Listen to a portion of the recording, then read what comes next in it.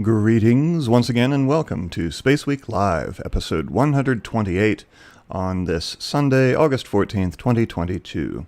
As always, this is a live Q&A session, so please ask your questions in the chat and make sure to tag my name at @rawspace so that I'm sure to see them. Let me get this situated. All right.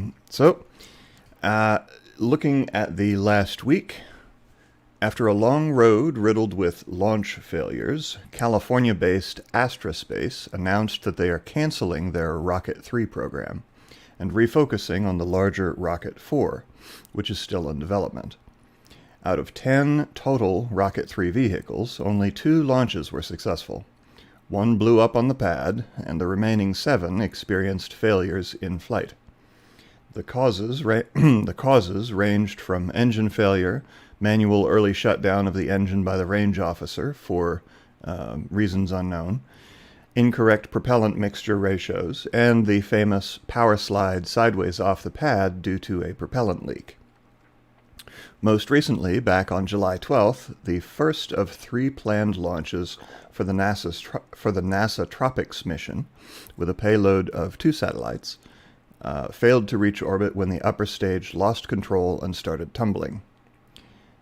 Karen St. Germain, director of NASA's Earth Science Division, is quoted as saying, "We had contracted with a new and innovative launch company, and we knew we were taking some risk. In this case, the risk didn't pay off." NASA's 4 remaining Tropics satellites, as well as payloads from Spire Global, Planet Labs, and Spaceflight Industries, have been remanifested onto Astra's next vehicle, the Rocket 4. Rocket 4 will have higher performance first-stage engines and a payload capacity of several hundred kilograms, about twice that of Rocket 3. It's not expected to launch until at least 2023.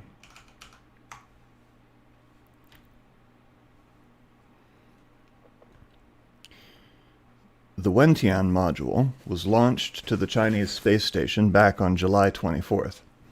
On board Wentian was a pair of large solar arrays, which Chinese media agencies CCTV and CGTN released a video of a few days ago. The 2 arrays are each 30 meters or 98 feet long, and each has a collecting area of 110 meters squared, or 1,184 square feet, the size of a decent apartment, I guess. CSS's solar arrays are slightly smaller than those on the International Space Station, which are 35 meters or 115 feet long. Although China hasn't published the power generation specifications of their solar arrays, it is likely that they are more efficient than the ISS's legacy arrays, perhaps on par with the ISS's newly added IROSs, the rollout solar arrays. Looking pretty good there, Wentian. Last Tuesday, a Series 1 rocket, that's CERES, launched 3 satellites from Jiuquan in northwest China. According to official sources, 2 of the satellites will be used for commercial remote sensing, and the third will be used to verify the multi-mode remote sensing technology of a polarization camera, according to official sources. Ceres is a small, solid-propelled rocket developed by Beijing-based Galactic Energy, capable of launching up to 350 kilograms, or 772 pounds, to low Earth orbit.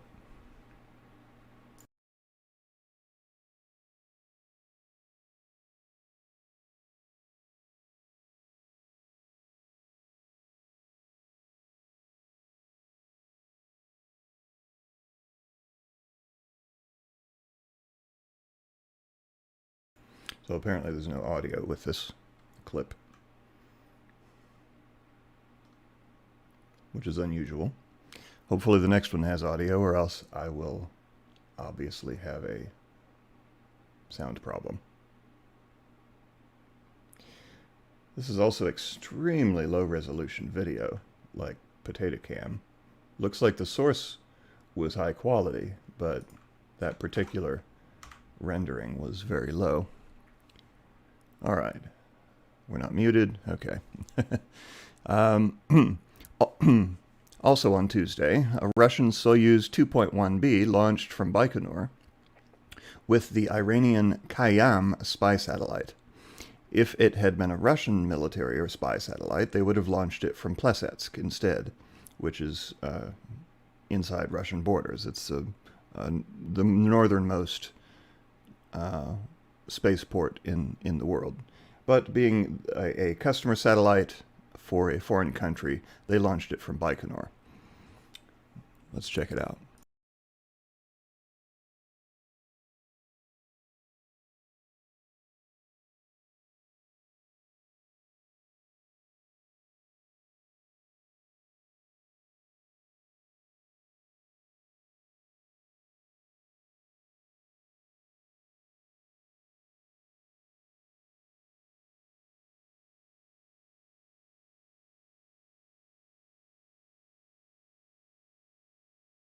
That's not going to cut it. Let me unmute myself here. Oh, my Lord. So I apologize. The reason you didn't hear audio on that Chinese launch was because for some reason my streaming software, OBS, has decided to once again dissociate some of, but not all, dissociate some of my audio sources from where they should be monitoring. So one moment, let me just fix these.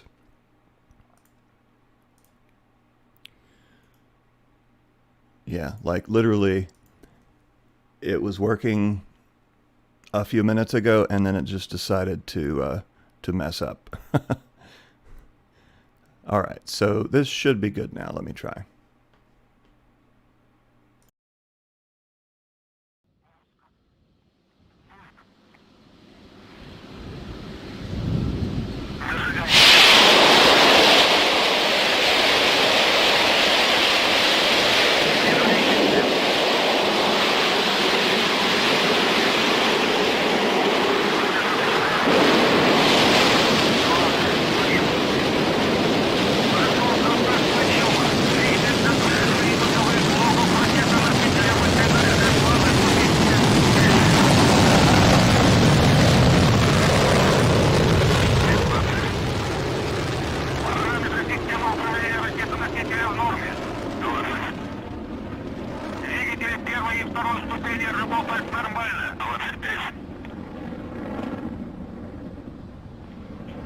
Yeah, it's definitely worth taking a moment to fix the audio for that one.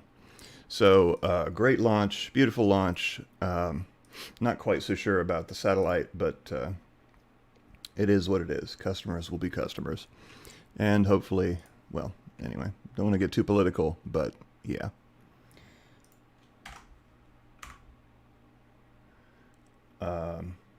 That is not a long march. Oh, yes. Yes, it is. Sorry. All right. So, Tuesday evening, SpaceX launched more Starlink satellites from Kennedy Space Center.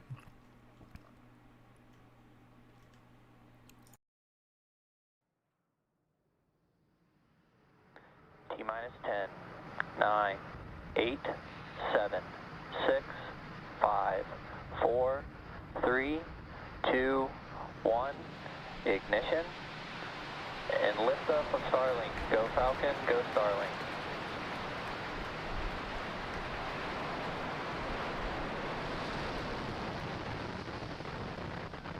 Nominal first stage chamber pressures. Falcon 9 is pitching downrange.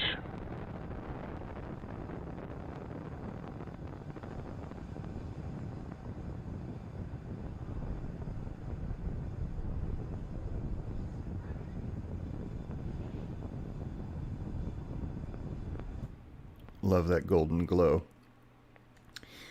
Now, if we fast forward to the landing. And we heard that call out for stage 1 landing burn. There you can see on your left-hand screen. On your right-hand screen is a short fall of gravitas. Let's watch as Falcon 9 attempts to land on our drone ship today. Stage 1 landing leg deploy.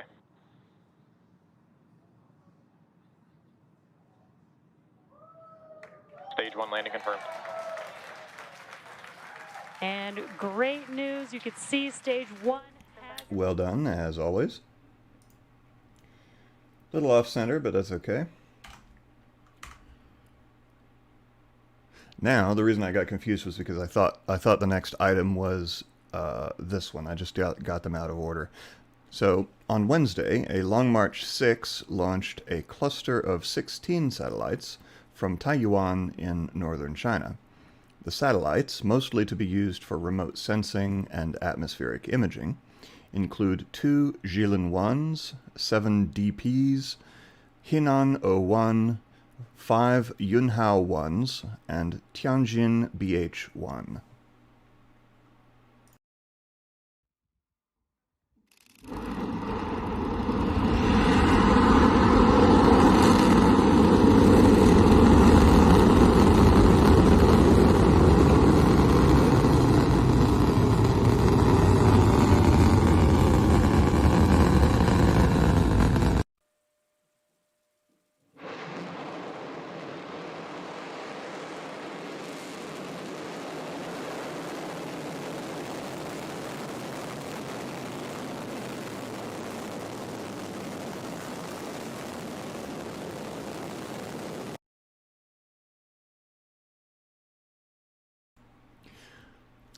Over at SpaceX Starbase in Texas, on Tuesday there was a brief static fire of Super Heavy Booster 7 with a Raptor 2 engine.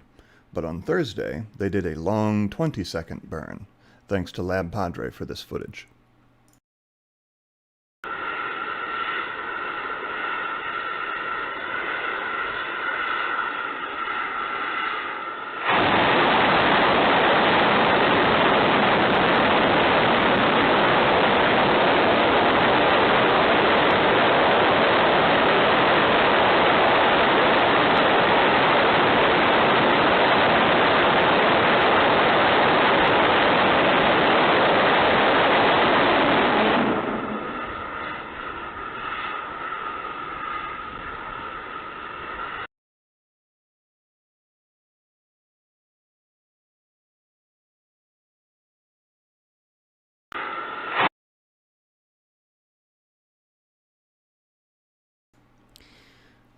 Now,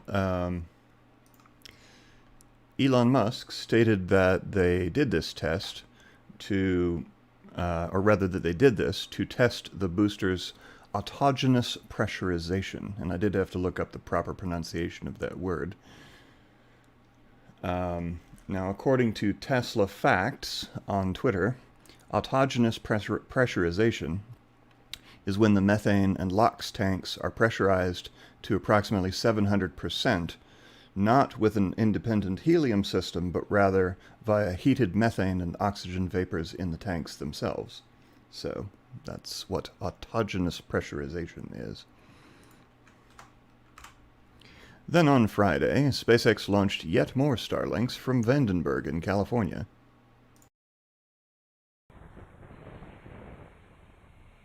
10, 9, 8, 7, 6, 5, 4, 3, 2, 1.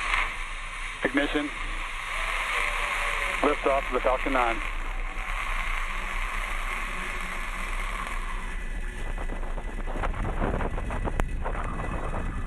Beacon 1D chamber pressure is nominal.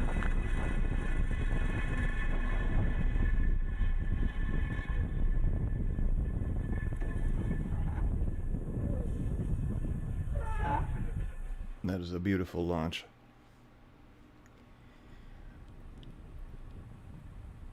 If I remember correctly, this was this booster's 10th use. And the landing. Beautiful lift off of Falcon 9 from Vandenberg Spaceport. So look at that perspective change as the camera follows the rocket. The rocket is not arcing downwards toward the ocean, of course. It was, it's arcing up into a, or out rather, into a an orbital trajectory. But just the camera perspective made it look like it was heading in different directions. Okay, and here's the landing. We should be seeing the first stage landing burn, and as you just heard the call out, stage 1 is now traveling near or below the speed of sound. Stage 2, FTSO saved.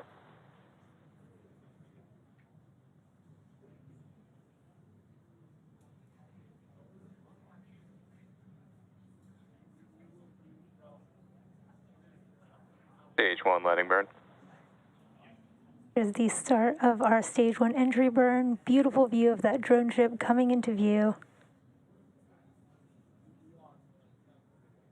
Terminal guidance. Stage 1 landing leg deploy.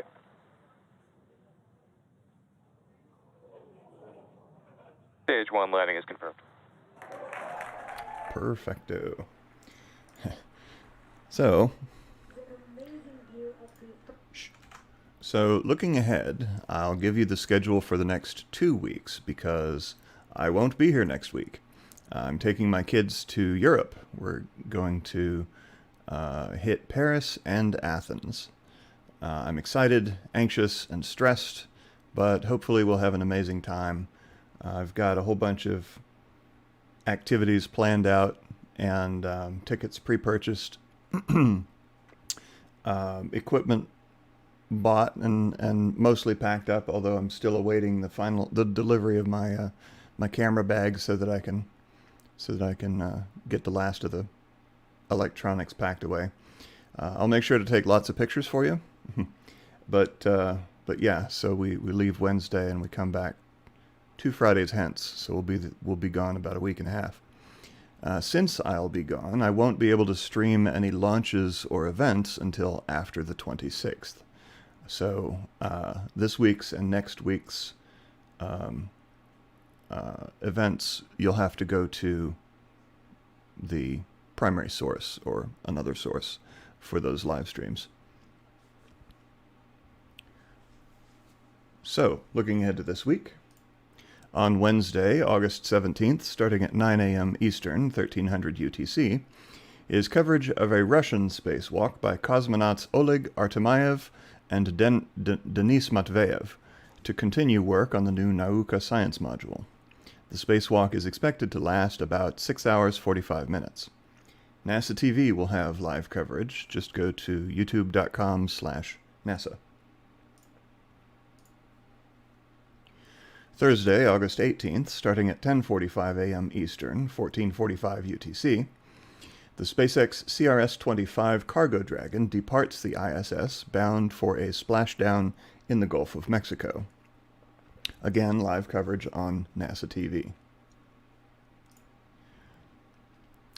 Friday, August 19th at 3:24 p.m. Eastern, 1924 UTC, SpaceX launches another batch of Starlink satellites from Cape Canaveral. You can watch the live stream on SpaceX's channel. That's youtube.com/SpaceX if you're not already familiar. The following week, on Tuesday, August 23rd at 8 p.m. Eastern, midnight UTC on the 24th, there's another SpaceX Starlink launch, this time from Kennedy Space Center. And that is all I currently have on the schedule for the next 2 weeks. Now, a couple of those items, like the two Starlink launches, there was some variation in the reported launch date and time of those two launches on the different launch schedule websites. So, of course, stay tuned. Like, I probably won't be updating my calendar while I'm gone, so make sure to pay attention to SpaceX's and Twitter for any changes to the launch schedule for those. All right. So I want to take a moment to thank our supporters, although the channel is still not remonetized since that whole fiasco, a few weeks ago. I will be submitting my video appeal to YouTube this afternoon or this evening, before making sure to get it done before I leave. So hopefully they will, decide that I have something to offer that is useful after all. But if not, whatever, we'll continue. But if you do wish to support the channel, there are, of course, always Patreon, PayPal, and merch store options. And I did actually recently add some more items to my new merch store, which, let's see, Walmart, where does this forward to? That's a tiny URL. Nope. Okay, this goes to the old store where there are actually more products. All right. So let me get to your questions. What have you got for me? All right. Yoda What asks, is it just a coincidence, in quotes, that NSF Live comes out with a live stream at the same time as Raw Space here? Oh, NSF would be NASA Spaceflight, independent creator that is not affiliated with NASA. No, I mean, yeah, that's just a coincidence. I have no idea what other channels schedule in terms of their live streams, and I chose this time for SpaceWeek Live. If you recall, SpaceWeek started out as a weekly uploaded show that I would, work on like over the weekend, and then on a Monday or Tuesday or whatever, I would release the video, and it was way too much work. I was spending like 15 hours every Sunday working on it, and it was burning me out. So I had a hiatus for a while. I took a break, and then I came back with SpaceWeek Live, which I do almost every week. There's been a few small gaps. But I chose this time, 3 p.m. Eastern, 1900 UTC, because it accommodates our European viewers. And we have a lot of moderators in Europe, a lot of viewers in Europe, the UK, the Netherlands, and I wanted to be able to accommodate them. Like if I had done this at 8 or 9 at night, my time, it would be in the wee hours, in the middle of the night over there, and they wouldn't be able to participate. So yeah, 3 p.m. is kind of the sweet spot, much earlier, and it would be too early for me, and maybe too early for the West Coast of the United States, which is 3 hours earlier. Much later, and it would be too late for my European friends. So that it is what it is, and so I chose the right time, and if that happens to coincide with another channel's broadcast, then c'est la vie. I'm not going to, change my schedule to accommodate another channel. So it's just like TV. You choose your content, and then whatever you don't get to watch live, you can watch the replay of. So, Mark Desire, one of our European friends, asks, do you know how often a rocket program stops this early in its development, referring to Astra Space's Rocket 3? Well, usually when you hear about a rocket program being terminated, it's due to congressional mandate, like the Constellation program, whatever. There's a lot of government-funded rocket development that gets worked on and then stops. But it's because the funding is pulled from Congress. This sort of new space era of private launch service providers doesn't really have much precedent going back into the past, and so so the Astra Space's discontinuation of their Rocket 3 program is noteworthy.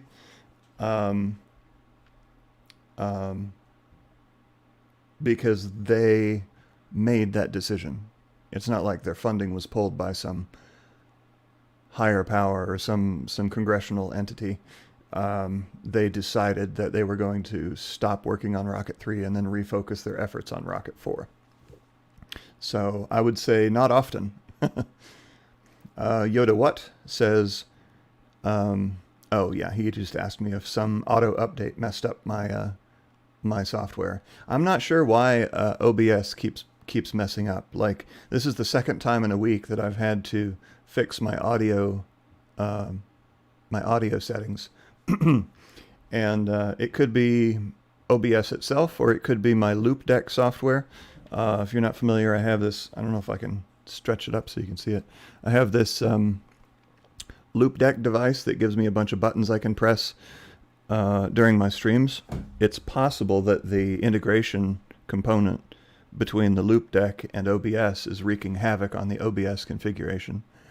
At some point, maybe I can try an experiment by disconnecting the loop deck software or the loop deck device and turning off the software, and seeing if OBS behaves more stably, over the course of a couple of weeks. But in any case, until recently, like, my audio settings were pretty rock solid. Like, I didn't have any issues, so I don't know what's going on now. Lauralee Schmalstig asks, Raw Space, any special plans for the Artemis launch? So I did not mention the Artemis launch this week, but Artemis is scheduled for Monday, August 29th, which is right after I get back. We get back on, and it's actually the first day of my kids' school. So, school year. So, I get back on the 26th, which is a Friday. I will have SpaceWeek on the 28th, that Sunday. And then the 29th is Artemis. I don't have any special plans for Artemis, aside from just to stream it. Like I said, it's my kids' first day of school, and we will have just returned from a major trip, unlike anything we've ever done before. I'll probably be exhausted, and post-vacation, you need another vacation to recover from it. So I won't be taking a second vacation because I don't have the days, but yeah, I will definitely be streaming Artemis, bringing you uninterrupted coverage of whatever's provided by NASA. But I don't have any special events planned or anything like that. Unfortunately, it's scheduled to launch pretty early in the morning, so I'm going to have to go to bed early on that Sunday so that I can deal with Artemis and my kids' first day of the school year at the same time. MVM Motovlog Music says, have an amazing time with your children. You're a good man. Thank you, sir. I appreciate that. Marina Ripan says, have a great time in Europe. Thank you. I'm sure we will. I mean, I'm not, I am a realist, and I have no illusions that, like, I fully expect that there will be speed bumps along the way. I don't think there's such a thing as a major trip without challenges, but I have resolved to keep my cool and to encourage my kids to look past the speed bumps to the road ahead, and hopefully they'll have a rewarding and rich experience that they'll remember forever.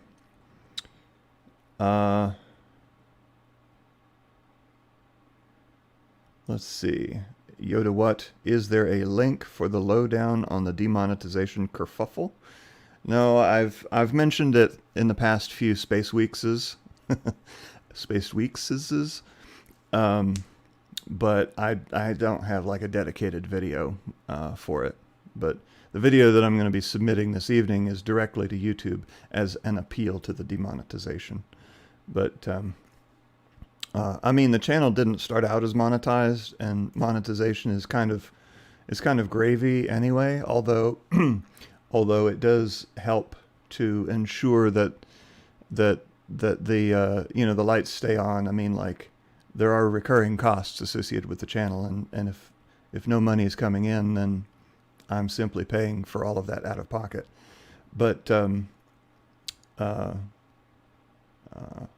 for the users, it more practically, it means, they don't get to see their name highlighted. They don't have their membership badge. It's like a club. You become a member, and you feel like you're a part of the channel, which you are. Oh, okay. NSF Live trying to steal my thunder. I don't think my thunder is very loud. This is from Yoda What. I don't think my thunder is terribly threatening to NSF. They're a big channel with a lot of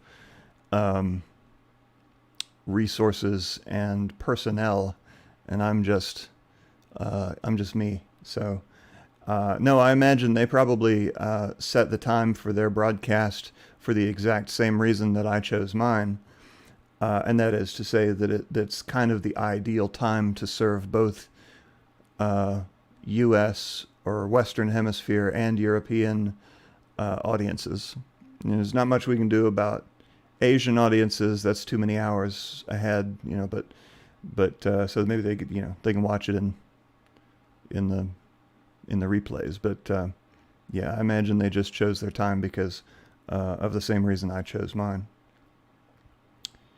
Let's see. Marina Ripan says, I did not see the details. What are the things with Starship tests lately? But they say they are great. So what I heard, or what I read, is that these, static fire tests are, of course, leading up to the much anticipated and long awaited orbital test flight of Starship. And that is, as I understand it, currently projected for sometime between this September and next March, which is a pretty wide window. It's a half a year, but there you go. So I think September would be quite optimistic, but sometime in the next few months, we should see the Starship orbital test flight. Chris V. My suggestion on your trip, don't rush anything. Yeah, I do plan to, I did schedule basically a couple of things to do per day while we're in Paris in particular, because there's just so much there. So we have, of course, we're going to go up the Eiffel Tower. We're going to explore the Paris catacombs. In the evening, we're scheduled for a Seine River cruise. After we finish with the Eiffel Tower, we'll go on an hour-long cruise down the Seine River, and then just pretty much explore as we please from there.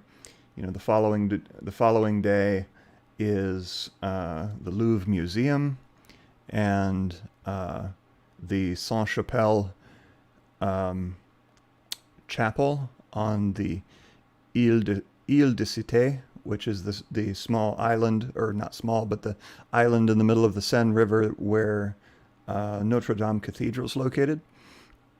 And it's this, the Saint-Chapelle is this 12th century Gothic chapel with these amazing panoramic stained glass windows that I really wanted my kids to see because it looks incredible.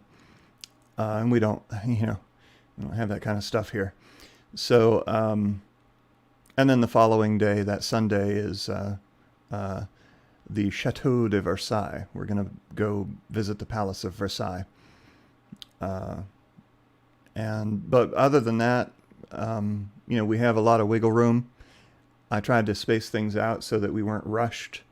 The only sort of rush is to get to the Eiffel Tower early in the morning because the tickets for the tower, the online tickets for the tower, sell out literally months in advance. Like 2 months before our departure date, they were already sold out. So I couldn't get tickets ahead of time. So we're going to have to go stand in line.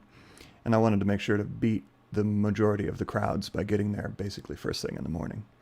And then once we move on to Greece, it's going to be, so we spent 4 days in Paris and then 4 days in Athens. Once we move on to Greece, it's a lot more play it by ear, because I did buy tickets for the Acropolis, and our hotel is this really nice hotel that's literally like a stone's throw from the Acropolis. It's like a third of a mile. We can just walk there from the hotel. And the Acropolis, of course, is the large hill in the middle of Athens, housing a bunch of archaeological sites, including the Parthenon, is sort of the flagship feature of the Athens Acropolis.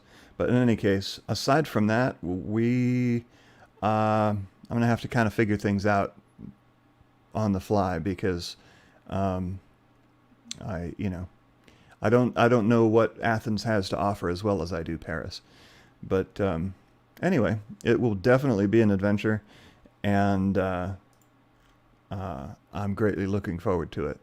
And I hope I don't break my new equipment, my new camera. Mad Matt says, Raw Space, is there anything we can do to help you with this YouTube mess? More woots? Well, woots are always helpful, but I don't think YouTube particularly cares about woots. So